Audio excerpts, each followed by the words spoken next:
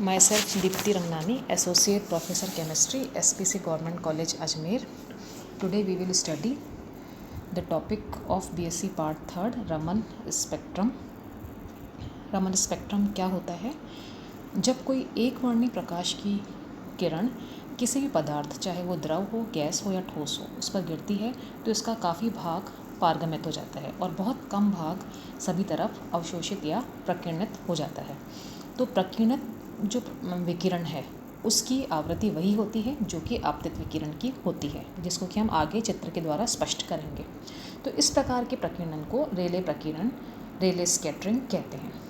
लेकिन 1928 में सर रमन ने आपतित विकिरण के लंबवत प्रकीर्णित विकिरण को स्पेक्ट्रोग्राफ के द्वारा देखा और बताया कि प्रकीर्णित विकिरण भी कई लाइनों से युक्त होता है, जिनकी आवृत्ति आपतित विकिरण की आवृत्ति के समान ही नहीं बल्कि कम या अधिक भी हो सकती है. तो इस प्रकार के प्रकीर्णन को रमन इफ़ेक्ट कहते हैं, जैसा कि इस चित्र में दिखाया गया है. हमने एक सैंपल लिया है, इस पर हमने प्रकाश आपतित किया है जिसकी फ्रीक्वेंसी न्यू आई है. इसमें से अधिकतम प्रकाश ट्रांसमिट हो रहा है, बाकी जो प्रकाश है वो स्कैटर्ड हो रहा है, जैसे कि इसमें दिखाया गया है फिगर 3.14 में. इसी को अगर हम दूसरे फिगर 3.14b में देखें तो अगर हम इस सैंपल पे जो आपतित प्रकाश है उसका लंबवत स्टडी करें लेंस के द्वारा, उसकी विकिरणों, प्रकीर्णित विकिरणों को सांद्र करके अगर हम लंबवत स्टडी करते हैं स्पेक्ट्रोमीटर के द्वारा, तो हमें रेले लाइन के अतिरिक्त, जैसे कि फिगर लास्ट वाले फिगर में दिखाया गया है, रेले लाइन जिसकी आवृत्ति आपतित विकिरण की आवृत्ति के समान होती है, उस लाइन के अतिरिक्त उस आवृत्ति से कम और उस आवृत्ति से ज़्यादा आवृत्ति की भी कई लाइनें प्राप्त होती हैं, जिन्हें कि हम रमन लाइन कहते हैं. तो इस इफ़ेक्ट को हम रमन इफ़ेक्ट कहते हैं. आपतित विकिरण के समान आवृत्ति पर प्राप्त विकिरणों को रेले लाइन कहते हैं और इसके दोनों तरफ प्राप्त जो लाइनें हैं उनको रमन लाइनें कहते हैं. इस प्रकार जो रेखाओं की श्रेणी होती है उसको प्रकीर्णित पदार्थ का रमन स्पेक्ट्रम कहते हैं. ये स्पेक्ट्रम रेखाएं जिनकी आवृत्ति आपतित विकिरण की आवृत्ति से कम होती है उन्हें हम स्टोक्स लाइन्स कहते हैं, और जिनकी आवृत्ति आपतित विकिरण की आवृत्ति से अधिक होती है उन्हें हम एंटी स्टोक्स लाइन कहते हैं.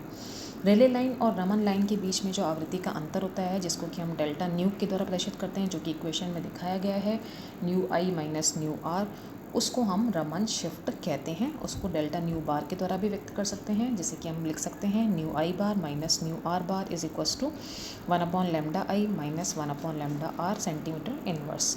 तो डेल्टा न्यू बार को हम रमन फ्रीक्वेंसी कहते हैं, और जो रमन आवृत्ति होती है वो किसी भी यौगिक या पदार्थ के लिए उसका एक अभिलाक्षणिक गुण भी होती है.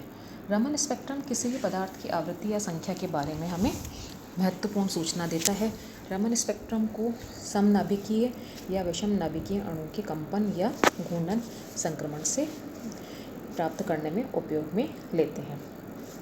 इसी तरह से रमन स्पेक्ट्रम के कई तरह के अनुप्रयोग भी होते हैं कि इससे हम रमन स्पेक्ट्रम का आणविक संरचना के अध्ययन में भी उपयोग होता है. रमन स्पेक्ट्रम से जो है बंध के बारे में जानकारी भी प्राप्त कर सकते हैं. रमन स्पेक्ट्रम के द्वारा कार्बनिक यौगिकों की संरचना भी निर्धारित कर सकते हैं. रमन स्पेक्ट्रम का उपयोग बहुलक संरचना के उपयोग में भी ले सकते हैं. और फिज़िकल केमिस्ट्री में रमन स्पेक्ट्रम का जो उपयोग है वो वैद्युत अपघटन की माला या क्रिस्टलों की अवस्था से अक्रिस्टलीय अवस्था में संक्रमण आदि देख सकते हैं. मात्रात्मक विश्लेषण में भी रमन स्पेक्ट्रम का उपयोग किया जाता है. अब हम आगे पढ़ेंगे कि रमन स्पेक्ट्रम और IR स्पेक्ट्रम में क्या अंतर है.